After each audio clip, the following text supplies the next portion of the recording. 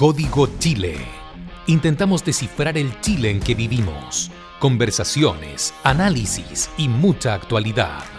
Una presentación de Empresas Balmar, San Francisco de Chequén y Donet y Compañía, Gestión Inmobiliaria.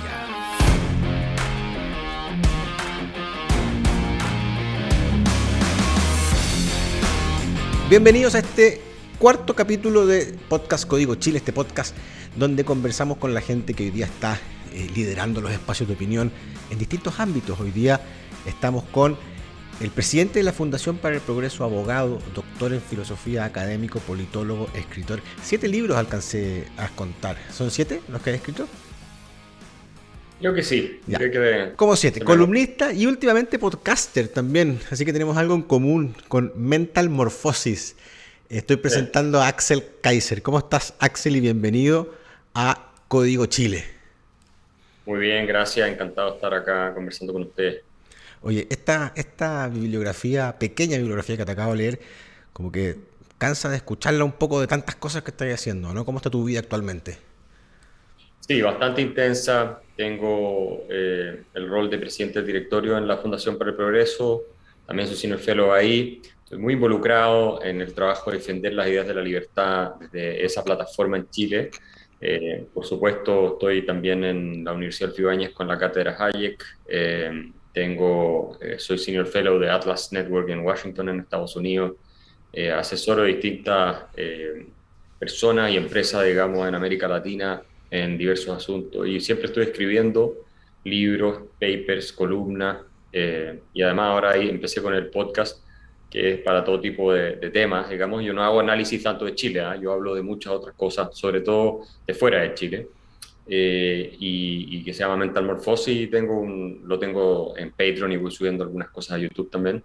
Así es que estoy muy ocupado entre lo académico, lo intelectual, lo económico, pronto en aventuras empresariales también, así que muy entretenido y desafiado con todas estas cosas. Oye, entonces voy a preguntarte rápido, porque ya como que en el fondo siento que estamos quitándote el tiempo importante de próximos libros, de próximas reflexiones, pero bueno, esto es parte de eso, considéralo parte de todas tus columnas y todas tus opiniones.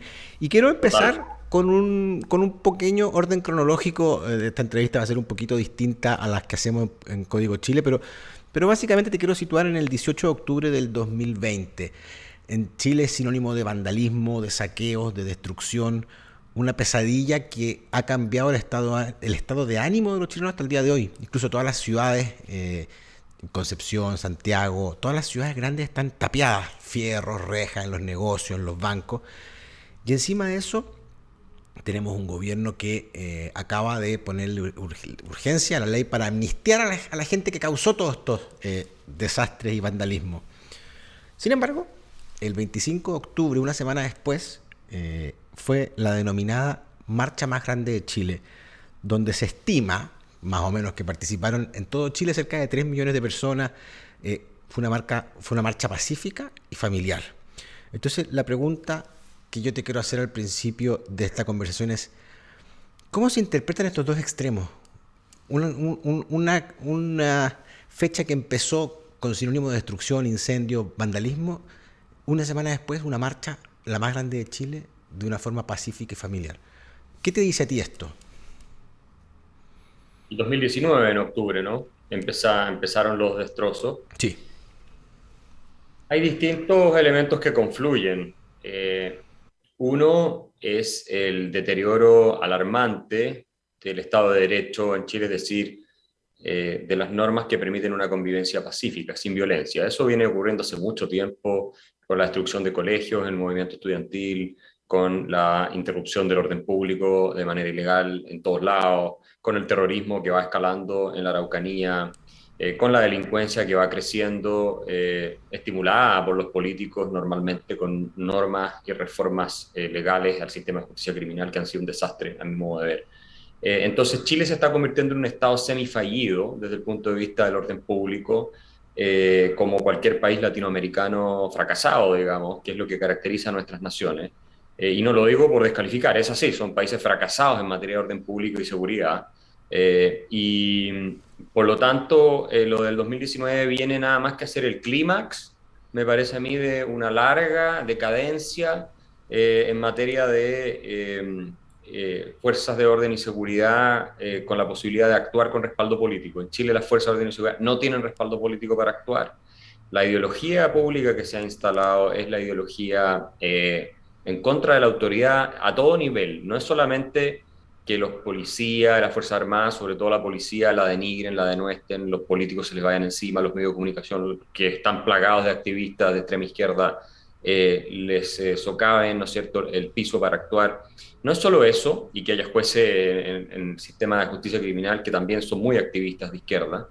Y digo porque desde la izquierda está esta ideología pro-delincuente, y siempre la estuvo. Esto es algo histórico, esto no es algo que lo estoy inventando. Tú lees los teóricos del derecho penal mínimo y es todo, bueno, el delincuente es una víctima de la sociedad, entonces cuando vienen del lado marxista, entonces hay que dejarlo libre o no hay que reprimir, o todo es culpa de las estructuras sociales, del sistema capitalista. Entonces esa es la ideología que se instaló en nuestro país. Que básicamente que el ladrón roba por necesidad, básicamente. Sí, o que roba por... Sí, lo cual es absurdo también porque hay mucha gente con necesidad que no roba y que es muy honesta y prefiere ganarse el dinero trabajando de manera transparente, ¿no es cierto?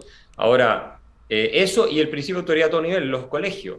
El profesor vale lo mismo que el alumno o menos que el alumno, cualquier dirección o orden que el profesor le dé a los niños es una cosa vista autoritariamente. Hoy día los padres ya no pueden darle instrucciones a sus hijos, los hijos pasan a ser casi que tienen que pedirle perdón a los hijos por exigirles cosas. Entonces estamos entrando en una lógica de, yo te diría, de caos, porque cuando tú básicamente destruye la legitimidad de las jerarquías, ¿cierto? Que es la manera en cómo los seres humanos nos organizamos, no te queda ninguna estructura que te imponga normas y cae en lo que se conoce como la anomia, la ausencia de todo tipo de reglas.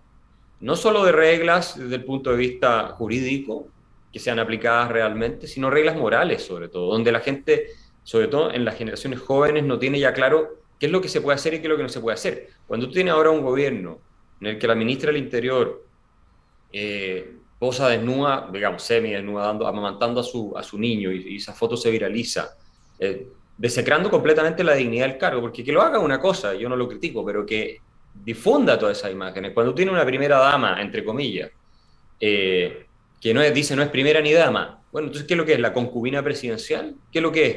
Finalmente la acompañante Gabriel Boric. Entonces, eso es permanentemente reforzando el discurso de la decadencia. Y yo te diría que eso se manifestó con toda su violencia el 2019, y a eso se suma la gente pacífica, que yo no sé si fueron 3 millones de personas, digamos que sí fueron, estas cosas se exageran mucho también, sí. Pero hubo mucha gente, no podemos discutirlo, donde por las más diversas razones fueron a protestar, por distintas causas de frustración. Ahora, una que a mí me parece que es fundamental, es que el progreso, el tren de progreso en Chile se detuvo. Así de simple, cuando tú miras los datos económicos que dejó el gobierno desastroso de Michelle Bachelet II, un crecimiento que cayó de más de 5% a menos de 2%, los salarios reales dejaron de crecer completamente.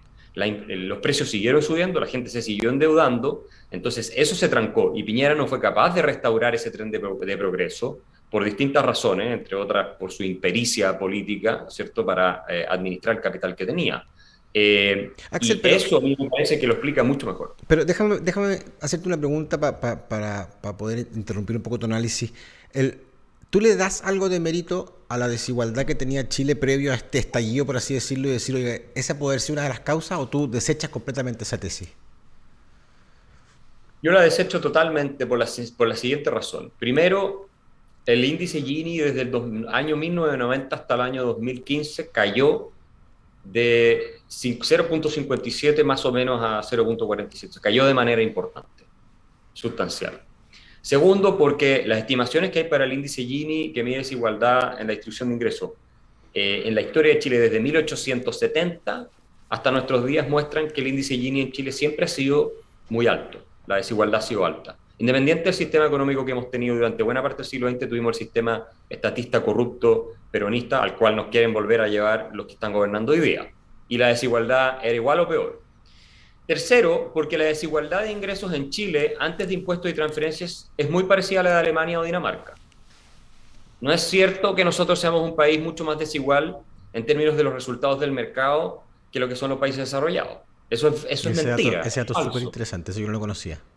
Eso es exacto. Revísenlo. Es completamente falso. Nosotros, la desigualdad de mercado antes de impuestos y transferencias en Chile es muy parecida a la que puedes encontrar en Suecia, en Dinamarca, en Alemania.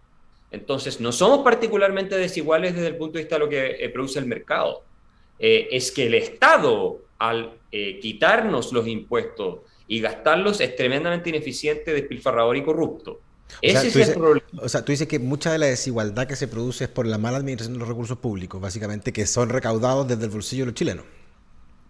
Exactamente, es decir, la desigualdad no mejora a diferencia de Dinamarca o Alemania o Suecia Post gasto eh, público. a partir de la redistribución del gasto público porque tenemos un Estado que está capturado por intereses políticos sobre todo. No es que no haya problemas en los estados gigantescos de Europa, por supuesto, pero son mucho más eficientes. Entonces, no es cierto tampoco, por ejemplo, que los empresarios estaban llevando todo para la casa. Eso es falso. De Es una hecho, consigna. Chile es el país, exacto, una consigna, Chile es el país en que las empresas, que al final son los dueños de las empresas no existen, son una abstracción, pagan más impuesto como porcentaje de la recaudación total del país en el mundo después de Colombia. Chile es el segundo. Bueno, el ministro de Hacienda acaba de decir hace un par de días que la reforma tributaria que están pensando va más cargada a las personas que a las empresas. O sea, vamos a seguir cargando ese lado de Claro. la moneda. ¿Sabes por qué? Porque cuando tú miras los datos, te das cuenta que este Estado benefactor que nos va a convertir en Finlandia, ¿no es cierto?, que nos prometieron los del Frente Amplio y nos vienen diciendo hace tiempo estos charlatanes, perdona que los descalifique así, pero a mí me da rabia porque usan demasiadas mentiras para vender este cuento. Entonces yo, que he estado en la pelea de alguna forma en el día a día en la primera línea, me produce mucha frustración por lo que se va a venir en Chile, que va a ser peor que lo que hemos visto hasta ahora. Entonces, ¿qué pasa? Que cuando tú ves bien los números, te han vendido un fraude. Tú no puedes seguirle subiendo impuestos a la empresa. Hoy día las empresas en Suecia, en Dinamarca, o al menos sí en Suecia y muchos países desarrollados pagan menos impuestos Menos. que en Chile, Claro. sustancialmente menos impuestos. Entonces, si tú sigues subiendo impuestos a las empresas, ¿qué pasó con la reforma de Chile? Recaudó la mitad de lo que suponía No, que iba a y recaudar ni y siquiera la se inversión pudo, colapsó. y ni siquiera se pudo terminar de Claro. implementar porque era un enredo que ni siquiera los contadores, ni siquiera impuesto interno sabía cómo Nadie lo manejarla. entendía, no, porque los genios, ¿no es cierto?, que hicieron la reforma tributaria, Arena y otros más, hicieron una cuestión que ni ellos entendían. Entonces, hasta el día de hoy, los contadores están desesperados viendo cómo cuadran las cosas. Pero el punto es que no puedes seguirle subiendo el impuesto a las empresas, porque así como te pasó con Bachelet, que la inversión colapsó a sus menores niveles en 30, 40 años, si sigues subiendo el impuesto a las empresas, vas a recaudar marginalmente muy poco, y lo que sí vas a hacer es matar la inversión y por lo tanto vas a tener más desempleo, menos crecimiento económico, menos salario real. Entonces, ¿qué pasa? Cuando tú ves cómo se financian los estados benefactores que a ellos les gustan tanto y que no ven que tienen mucho más libertad económica muchas veces que Chile, que tienen niveles de productividad que son el triple de nuestro país, la productividad laboral en un país como Suecia, ¿cierto? Casi $70 por hora y en Chile son 25, pero quieren hacer un estado benefactor tipo Suecia. Bueno, cuando tú ves eso, te das cuenta que en Europa el estado benefactor lo paga la clase media, con impuesto a la renta de las personas. Y en Chile lo que le están diciendo a la Es gente que los ricos es tienen que que el estado pagarlo. benefactor solo lo va a pagar los ricos. Es imposible, no te dan las cuentas, no te dan la plata. Tienes que empezar a cobrarle a gente que gana mucho menos de los... Ampliar la base imponible. Eso es lo que tenéis que hacer, lo de los 600, porque en Chile, acuérdate, solo un 10% de quienes generan ingresos pagan impuesto a la renta. Sí. El resto no paga. Si tú vas a otros países, paga el 70%, el 80%. O sea, Pero empieza a trabajar. pero es una medida impopular. Es una medida impopular y que Por supuesto, y en esta retórica, pero la realidad te termina derrotando. En esta retórica de que no, es que le vamos a sacar a los ricos porque tienen mucho, aparte que ya se ha tenido casi 50.000 millones de dólares del país, van a seguir subiéndole los impuestos a los ricos, se te van a ir todos, no te va a quedar de dónde sacarle, y aunque se quedaran todos, no te dan los números. Oye, Porque lo que quieren es hay una explicación tuya muy buena en un video que se convirtió en viral hace un par de años, Sí. donde tú juntas la riqueza de todas las familias más ricas de Chile y dices, bueno, esto alcanza para medio año, entonces, de vida de Chile. Oye, Axel, el paz social, hablemos, la siguiente pregunta que te quiero hacer es sobre la paz social. Paz social, hoy día estamos, todo el mundo quiere una paz social, pero la diferencia que se produce entre las distintas visiones es a qué costo la tenemos. Porque, por ejemplo, en el norte tenemos la paz social alterada por la inmigración. En el centro, por el estallido y por todo lo que quedó, digamos, los viernes siguen siendo los epicentros de la violencia, y en el sur, por el terrorismo y la violencia también rural. Parece una tormenta perfecta, en tres partes de Chile, violencia por distintos temas. La pregunta es, hoy día tenemos un gobierno que dice que el diálogo lo soluciona todo. Y con ese mismo diálogo recibieron a la ministra Siches con balazos en la Araucanía. Entonces, ¿hasta cuándo es sostenible mantener una estrategia de este tipo? Porque vamos a ver, y estamos viendo, digamos, tal como pasó en las protestas de hace un par de días, que estamos preocupados de cómo se cayó el manifestante versus de por qué va arrancando de los carabineros, digamos. Nos preocupamos de lo que viene después en vez de por qué se está produciendo esto. Claro, porque hemos sido arrollados completamente por una ideología de la destrucción, de la deconstrucción, que es básicamente la idea de subvertir el orden establecido. Entonces el delincuente pasa a ser siempre la víctima y el oficial, el policía, la autoridad, pasa a ser el victimario y el quien debe ser condenado, juzgado y sancionado moralmente, socialmente y legalmente. Nosotros en Chile tenemos que darnos cuenta de la inversión de valores que hemos producido. Es decir, romper, destruir, dañar, asesinar, está bien. Hay una explicación y una justificación moral para eso. Ese es el código valórico en el que estamos funcionando. Reprimir ese tipo de conductas, que son características de las sociedades incivilizadas, ¿cierto? Y barbáricas, es lo que es inmoral y es indecente. Entonces, lo que se ha establecido como ideología pública hoy día es la destrucción de los diques que permiten el comportamiento civilizado. Nosotros los seres humanos, cuando tú haces un análisis un poquito más profundo, que claramente no lo hace nadie, casi en Chile, somos una especie tremendamente violenta. Y somos un grupo, digamos, como de seres vivos, básicamente, que requiere de una tremenda evolución institucional, valórica, y social para poder convivir en armonía con otros. Ahora, acá voy yo a defender al Estado, el liberal, yo soy el liberal clásico, ¿cierto? Lo que consigue el Estado cuando tú lees los estudios de Franz Oppenheimer, sociólogo alemán, es que esa violencia espantosa que se formaba entre distintos grupos que se saqueaban los unos a los otros y exterminaban a mujeres, niños, estamos hablando de decenas de miles de años atrás, ¿cierto? Sí. Lo que consigue el Estado es, como reclama el monopolio de la violencia física, ¿cierto? Es un grupo de personas que llega a un lugar, saquea y convierte en esclavos a los que están, pero al hacerlo no los extermina. Se empiezan a generar vínculos de lealtad en el largo plazo entre sus dominadores y quienes están sometidos, pero esos vínculos de lealtad exigen que el Estado proteja a los individuos que están siendo dominados de la violencia de otros, de afuera, y de la violencia interna. Y cuando tú, y ese es un análisis sociológico, esto no es valórico, no es moral, esto es sociológico. Cuando el Estado pierde el monopolio de la violencia física, cuando ya no lo ejerce, lo que conocemos como Estado de Derecho, es decir, la convivencia bajo el gobierno de leyes imparciales, bajo las cuales todos nos tenemos que atener, colapsa. Y cuando colapsa eso, vuelves a esta guerra de todos contra todos, básicamente, es decir, o de grupos contra grupos. Y entonces entras de nuevo en el caos que estamos viendo en todas partes. El problema del sur, el problema del norte, es todo un problema de Estado de Derecho porque las fuerzas de orden y seguridad no tienen la legitimidad para actuar. Y cuando tú pierdes la legitimidad de que las fuerzas de orden y seguridad apliquen normas para impedir la violencia entre civiles, entonces la violencia entre civiles se generaliza. Y en el peor de los casos, cuando el Estado deja de cumplir ese rol, que es su esencia, la única esencia que tiene el Estado es esa. Todas las otras cosas las pueden hacer la sociedad civil. Puede colapsar el mismo Estado y en ese caso puedes terminar hasta en una guerra civil. Estoy diciendo este es el peor de todos los escenarios, no digo que vaya a pasar, pero es así de peligroso. Oye, estamos llegando a la mitad de nuestro episodio de hoy, conversando con Axel Kaiser, y tenemos que saludar a quienes hacen posible este podcast. Empresas Balmar, comprometidos con impulsar barrios sustentables para el desarrollo de la familia. Balmar, 50 años construyendo calidad. Y los mejores huevos de gallina libre son San Francisco de Avícola Chequén, con más de 60 años de experiencia, la tenemos clara. Y si estás buscando vender tu propiedad, hazlo con Donech y compañía de gestión inmobiliaria. Venden rápido y al mejor precio.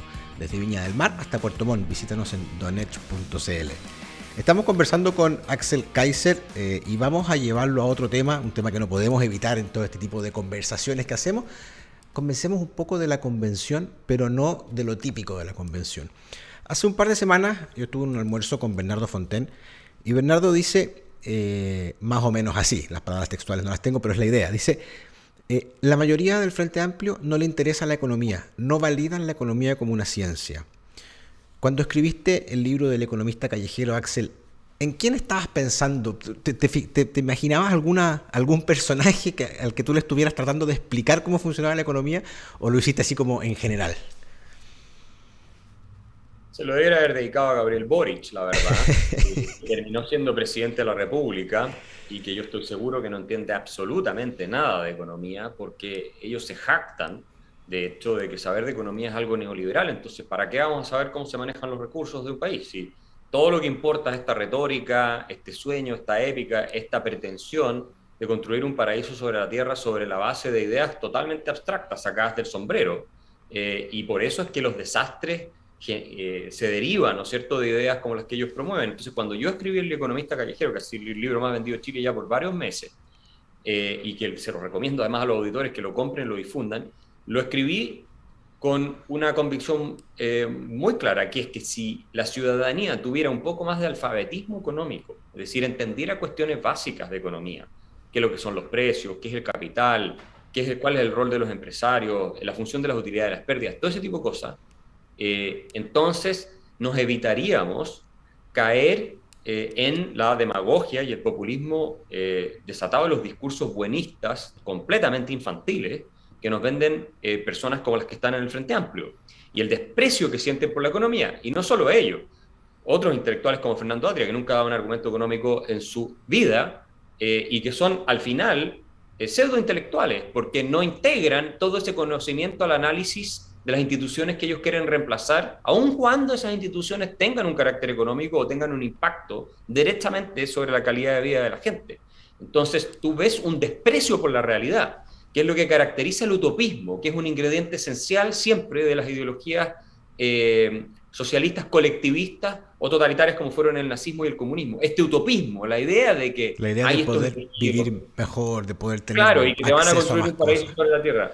Claro. Y fíjate en el discurso de Frente Amplio, y que lo ves en la convención por lo que dice Bernardo, vamos a destruir el neoliberalismo y el mundo va a estar mejor. Esa es básicamente la idea. No tienen un plan para reemplazar el sistema de pensiones, no tienen un plan para reemplazar el sistema de salud, no tienen un plan para reemplazar los tratados de libre comercio, no tienen un plan para nada. Pero el neoliberalismo, que es esa cosa, una etiqueta que ellos usan, yo no la comparto, como un muro, que si tú lo derribas, del otro lado está el paraíso. Eso es todo. Ese es todo el plan. Es como tratar de proponer de eliminar todas las patentes de las concesiones mineras, por ejemplo, porque así vamos a vivir mejor en las comunidades. Claro, es una cosa charlatanesca, sin ninguna seriedad, completamente delirante, y a mí no me sorprende que Bernardo esté enfrentando esto de manera frustrante. A mí me tocó esta discusión durante 10 años. Yo estaba en las universidades, discutía con gente de izquierda, obviamente le ganaba todos los debates porque no tienen idea de lo que están hablando, incluso a Fernando Atria. Y el economista callejero, bueno, estoy tratando de hacer un aporte, ahora se va a publicar en muchos países en América Latina, en España, en varias partes, que estoy seguro que va a contribuir, y está escrito muy simple, de manera tal que gente joven lo pueda entender, a exorcizar un poquito esta cosa facilista y patanesca que tenemos de comprarnos cualquier discurso que suene bien y seguir a esos flautistas de Hamelin y terminar ahogándonos como las ratas en el río por seguir lo que estos cantos, ¿no es cierto?, de sirena. Axel, ¿tú se ha planteado, dado el pobre desempeño que ha tenido en la convención hasta el minuto, el no ser capaz de plantear algo coherente, sino que por puros parches por los lados de lo que hemos visto hasta el momento, ¿tú estás de acuerdo o estarías de acuerdo en esta idea que surgió de buscar una tercera vía para el plebiscito de salida? Es decir, que el rechazo no signifique quedarse con la constitución actual, sino que buscar alguna manera nueva de poder reformarla, como quiso el 80% de la gente en el plebiscito de entrada. Mira, hay muchas personas que sostienen que el problema de Chile es lo que se está decidiendo o no decidiendo en la Convención Constituyente respecto a la Constitución, ¿no es cierto?, que vamos a tener hacia futuro. Yo te diría que el problema real de Chile es el mero hecho de que estemos haciendo una nueva Constitución. Porque los países avanzados no hacen Constitución. Eso no es correcto. Tú ves la historia de los países más desarrollados del mundo y tienen muy pocas experiencias constitucionales. Estados Unidos tiene una constitución en toda su historia. Tú te vas a países como Inglaterra, no tienen ni siquiera constitución escrita. Otros países tienen una o dos constituciones. Te vas a Suiza, tiene 2 o 3 constituciones en 800 años de historia. Alemania, desde la Segunda Guerra Mundial, tiene solo una constitución. Y pasó por Guerra Fría, división del país, reunificación, Unión Europea, etcétera, etcétera, crisis del euro. Ha pasado por todo tipo de cosas. Una sola constitución. Y el Los bienestar, países que echan sus constituciones son países poco serios, son tercermundistas. En la región con más experimentos constitucionales en la historia de la humanidad es América Latina. No hay otra con más experimentos constitucionales. Ahora, ya cuando entramos al caso de la constituyente, te diría, bueno, yo pienso que si la constituyente no saca una constitución o se rechaza, deberíamos seguir con la que hay y hacerle los arreglos que hay que hacerle en el Parlamento, de manera tal de que podamos reencauzar además por las instituciones formales todo el proceso. Es muy, muy, muy complejo cuando tú empiezas a generar poderes paralelos y se te abre la puerta a la desintegración del Estado, que es lo que estamos viendo. Sí entiendo la realidad política, que probablemente esta constitución va a haber que cambiarla igual, porque ya se metió en la cabeza la mentira de que la culpa de todo lo que pasa en Chile es la constitución, entonces hay que cambiar completamente la constitución. Yo creo que la constitución tiene problemas, sobre todo cuando cambiaron el binominal, ahí es donde se empieza ¿no es cierto?, a desgranar el choclo en Chile y empieza a proliferar todos estos partidos y todos estos payasos que tenemos muchas veces metidos en política, pero yo te diría que al final probablemente va a haber que hacer una nueva constitución, porque todos están de acuerdo en eso. Ojalá la haga el Parlamento que tenemos hoy. Perfecto. Quiero cambiar un poco de tema y quiero hablar un poco del gobierno, porque tú hace un par de semanas, antes de que asumiera el gobierno del presidente Boric, dijiste: la tentación de la irresponsabilidad revolucionaria versus un camino republicano para gobernar son las alternativas que tiene el gobierno del presidente Boric. Ya asumido y transcurrido un par de días, un par de semanas, ¿cuál es el camino que ha tomado hasta el momento el gobierno? Yo creo que está dando pasos para un lado, pasos para el otro. O sea, lo que están reflejando es que ellos pensaban, ¿no es cierto?, que el mundo era la Federación de Estudiantes de la Universidad de Chile, y era igual que los aplausos que le estaban dando a todos los medios de prensa y las redes sociales. ¿Cómo te explicas que la Isquia Siches haya ido a la 9ª región, la reciban a balazos, habiéndose expuesto a ese riesgo? O sea, ¿cómo se explica uno eso? La única explicación posible es que ella sentía que por ser Isquia Siches, ¿cierto?, tan celebrada por los medios de comunicación y por los entornos, la burbuja de eco en la que están metidos, la iban a recibir como la gran salvadora, y todos los terroristas que están allá le iban a dar grandes abrazos y a decir: ahora Isquia llegó a resolver el problema del terrorismo en el sur. Es la única explicación que puede haber para una desconexión tan profunda con la realidad. Entonces, ¿qué pasa con Boric? Por un lado está dando señales a su barra brava, esto de la ley de indulto para los delincuentes de octubre.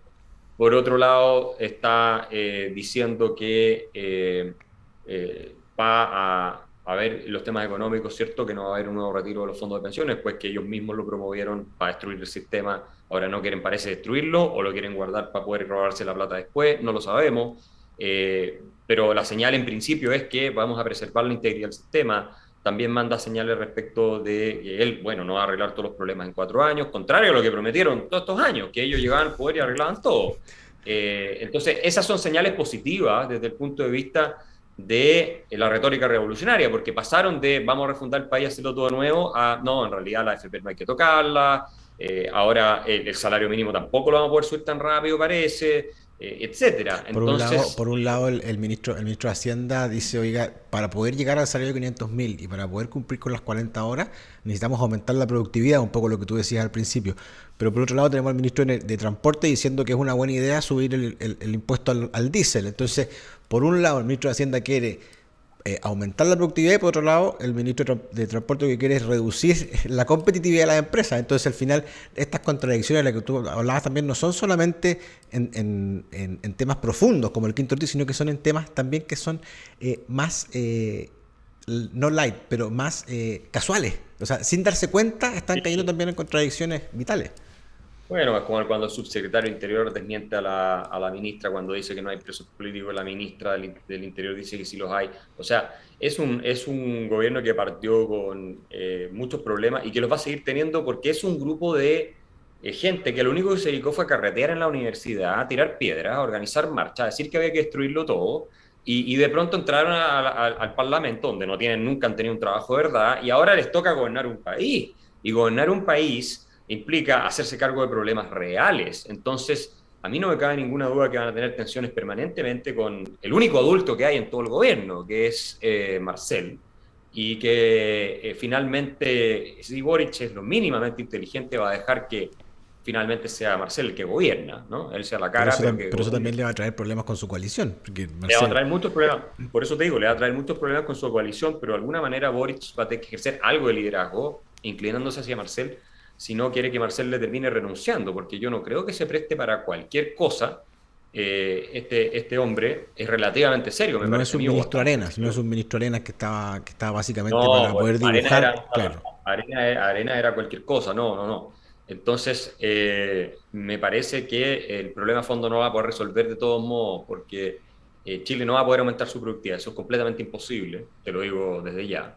La presión por gasto es tan gigantesca que no van a tener, yo creo que a Boric de aquí a un año, tal vez me equivoque, esto puede ser no acertado, pero yo creo que la popularidad va a estar en el suelo, porque el nivel de crisis económica que viene en el país, la gente no se lo puede imaginar. Es decir, inflación y creciendo cero, creciendo 1%, con desempleo al alza, con problemas en los mercados internacionales, etcétera. Yo lo veo muy complicado el panorama para ellos y no tienen de dónde sacar más plata. Si Conversábamos sigue subiendo impuestos, la base en, se te va encogiendo, recaudas cada vez menos, pero ellos quieren dar cada vez más cosas gratis. en ¿Cómo lo el, van a hacer? en el capítulo anterior conversábamos con Rafael Berguán, decía Rafael, es imposible que esto siga así porque la inflación proyectada para julio de este año es llegar a 10%, acumulada en los 12 meses. Sí, Entonces, es más de lo que tenemos ahora, ¿no? Van a seguir sí, aumentando las claro. tasas, van a seguir aumentando los costos de los créditos hipotecarios, la gente no va a poder comprarse casa y por lo tanto va a seguir siendo, va a ser una tormenta perfecta, decía.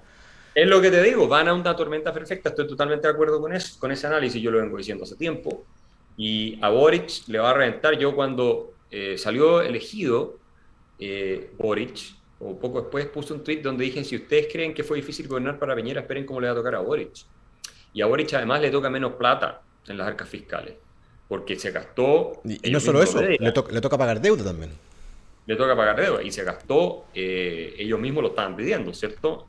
Muchísima plata durante la pandemia por las cuarentenas absurdas que impuso el gobierno de Piñera en parte. Yo fui siempre muy opositor a eso, están saliendo todos los papers mostrando que las cuarentenas fueron el peor error de políticas públicas que se pudo haber hecho en muchas décadas, o si no en la historia. Pero en fin, se gastó ese dinero y ahora tienen mucho menos plata y sí, podrían echarle mano a los fondos de pensiones, con lo cual Chile pasa a ser Argentina, o Claro. podrían endeudar mucho más al país, que tampoco es muy sostenible. Yo creo que van a endeudar al país. También pasaríamos en Argentina. Claro, pero tienen espacio todavía, tienen espacio, tienen 20 puntos del producto para seguirse endeudando, pero nos van a ir bajando la calificación de riesgo. Y el problema es la economía política, es que es la Claro. interacción de las fuerzas económicas con las ideologías que mueven la política y las instituciones que la política va armando. Finalmente, cuando tú haces crecer el Estado, después hacerlo decrecer Es es muy casi difícil. imposible, porque se Axel, crean todo tipo de grupos de interés. Sí. estamos llegando al final, pero no quiero irnos sin hacerte una pregunta que tiene que ver con el futuro de la centroderecha. Después de las derrotas electorales como la sufrida por la derecha y centroderecha en manos del presidente Boric, es lógico que hayan crisis, que hayan peleas y pasadas de cuenta, pero pasado un tiempo ya esto tiene que aquilatarse y volver a tomar un rol preponderante. ¿Tú ves factible que en 4 años más la centroderecha vuelva al gobierno o tenga posibilidades de gobernar de nuevo? Va a depender bastante de qué pasa con la constitución nueva, porque eso puede realinear las fuerzas de una forma tal que para la derecha es imposible volver a tener poder político en 30 años en Chile. O sea, porque claro, si tú haces un régimen semi-parlamentario, como quieran llamarlo, en que hay un Congreso unicameral que elige a un primer ministro por mayorías, o la figura que sea, finalmente el poder político lo va a tener quien domine el Parlamento, esa asamblea. Y en consecuencia podría ocurrir que la derecha nunca vuelva a tener real poder político en Chile en décadas, ¿no? Ahora, si eso no llega a ocurrir, podría ser que la derecha gane en 4 años más. O sea, me parece que es muy difícil que gane la izquierda en 4 años más, porque el desastre económico que vamos a tener y el orden público y todo eso va a ser lo suficientemente profundo como para que la gente quiera cambiar el gobierno, me imagino, y rechazar lo que ha sido el periodo de Boric y de la extrema izquierda. Ahora, si eso no es así, yo creo que estamos perdidos completamente. O sea, ya estamos prácticamente perdidos, pero si Chile se deja engatusar sostenidamente por el carisma de Boric y todo este culto a la personalidad que le han hecho los medios de comunicación, Claro. incluso... Esta endiosación. Claro, lo han endiosado, incluso teniendo muchos problemas, pero yo creo que eso es poco probable. Ahí estaríamos perdidos, pero yo creo que es poco probable. Yo creo que debieran perder el poder en un par de años más si es que se dan las cosas como se están dando y hacen las cosas tan mal como ellos las van a hacer, porque siempre han hecho mal las cosas. Ahora, pueden hacerlas un poco peor de lo que uno espera o un poco mejor de lo que uno espera, pero mal las van a hacer sí o sí. Bien, queremos, Axel, agradecerte por este tiempo con nosotros. Fue una conversación súper entretenida, una visión bastante práctica en muchas de las opiniones que tú nos has dado hoy día. Y sin duda nos genera mucho valor a este podcast de Código Chile, a todos nuestros auditores, a todos los que nos escuchan, para tratar de descifrar y poder entender un poco el país en el que estamos viviendo. Así que te damos las gracias por haber estado con nosotros en este capítulo. Nos ha encantado, cuando quieran. Muchas gracias, un saludo. Y nosotros nos encontramos en un próximo capítulo de Código Chile. Código Chile. Intentamos descifrar el Chile en que vivimos. Conversaciones, análisis y mucha actualidad. Una presentación de Empresas Balmar, San Francisco de Chequén y Donet y Compañía, Gestión Inmobiliaria.